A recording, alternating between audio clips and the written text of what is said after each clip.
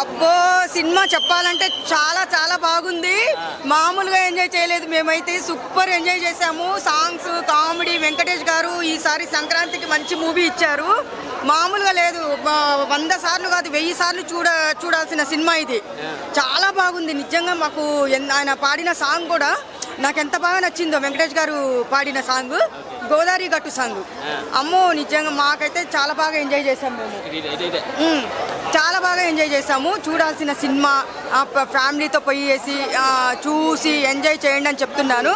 నేను వెంకటేష్ గారికి ఇప్పుడు సంక్రాంతి మూవీ మాకు గిఫ్ట్గా ఇచ్చినందుకు మేము ఎన్ని మార్క్స్ ఇస్తున్నామంటే పాయింట్స్ మేము 1000 రేటింగ్ 1000 ఇస్తున్నాం మేము.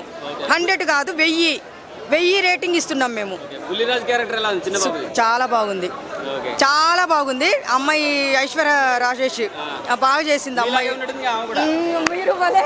మీరు ఇరికించకండి సరే, నేనే అనుకోండి నాలాగే ఉందనుకోండి. Thank you so much. నాకు సంక్రాంతికి మీలాగే ఉంది హీరోయిన్ అని చెప్పినందుకు.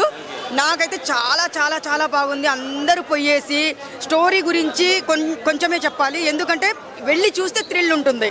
మనం ముందే చెప్తే ప్రజలు ఓ ఇలా ఉందా అలా ఉందా అనుకుంటారు. అది కాదు, మొత్తం పోయేసి మీరు చూసారనుకోండి ఓ రేంజ్లో ఎంజాయ్ చేస్తారు. నేను చెప్తున్నాను కదా, 1000 రేటింగ్ మాత్రం 1000 రేటింగ్ ఇస్తాను నేను.